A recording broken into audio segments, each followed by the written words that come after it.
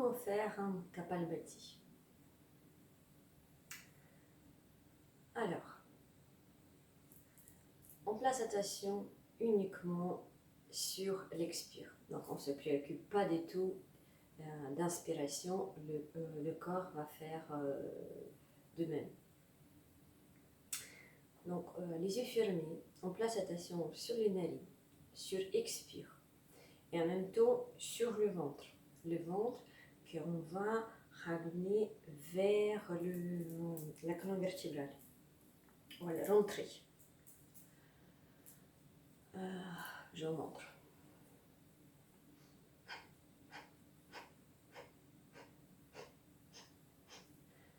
Donc, j'expire comme si j'avais une urgence à expirer rapidement, comme s'il y avait quelque chose dans mon nez qu'il fallait que j'expire. C'est très rapide et c'est d'un coup sec. Et pour que cette respiration soit plus tonique, que je puisse expirer et sortir ce que j'ai inspiré au hasard dans mon nez, j'active aussi mon ventre avec les muscles du ventre. Plus je donne la force à mes abdos, à amener le ventre, le nombril vers le dos, vers le poignet dorsal, et plus rapidement et plus sec, c'est plus net mon expiration. Encore un exemple.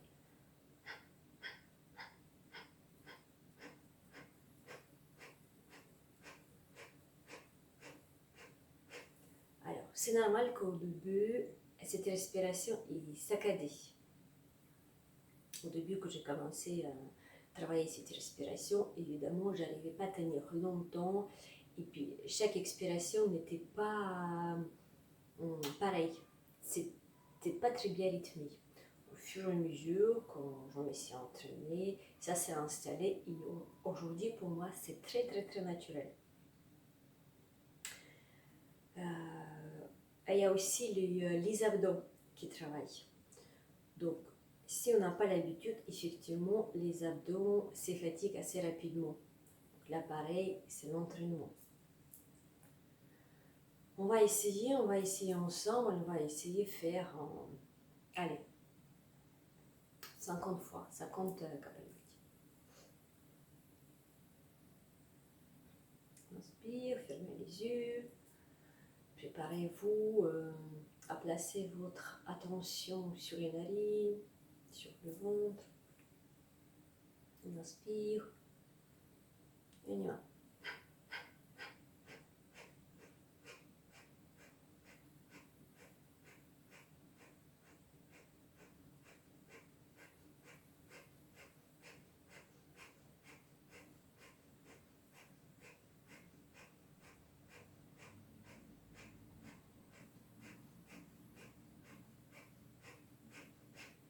Inspirez. Et expirez lentement. Et ne ce qui se passe à l'intérieur du ventre. C'est la respiration de feu, la respiration tonique. On active tout ce qui est dans notre bassin, dans le ventre, que ce soit le massage de nos organes, donc quelque chose de très physique, matériel, mais aussi tous les canaux énergétiques, les plexus, les chakras, tout ce que nous ne voit pas avec l'œil physique, tout ça, ça s'active aussi. Donc il y a plein de choses qui se passent, et plus vous êtes attentif, et plus vous pouvez distinguer les mouvements dans le bassin, dans le ventre.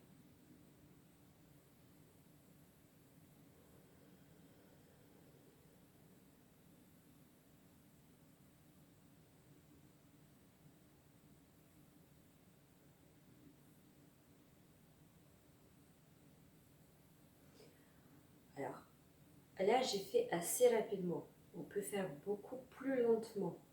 Au début, vous faites d'un rythme qui est confortable pour vous entraîner, vous pouvez utiliser un rythme très lent, comme ceci.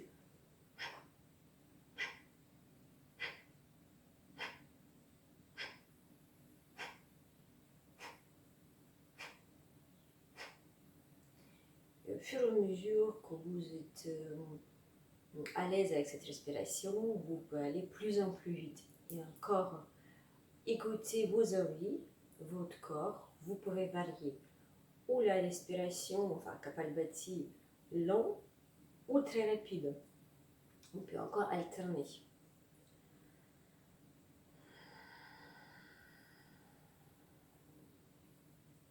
Alors, ce que je vous conseille, si vous voulez pratiquer Kapalbhati, c'est de commencer par une cinquantaine de fois. 50 fois, voire une centaine, une fois par jour, si ça vous dit. Et attendez le temps que ce soit approprié par votre corps pour aller plus loin. Comme cette respiration est très tonique, on peut activer des choses non physiques, des choses, des énergies. Et donc on peut dépasser, j'ai pas envie de dire la limite, mais on peut ressentir le gêne. Hein. Donc si jamais vous pratiquez cette respiration d'une façon un peu excessive, au moindre mouvement, au moindre signe de gêne, arrêtez. Arrêtez, faites la pause ou faites 10, 50 fois, pas plus. Voilà. Merci.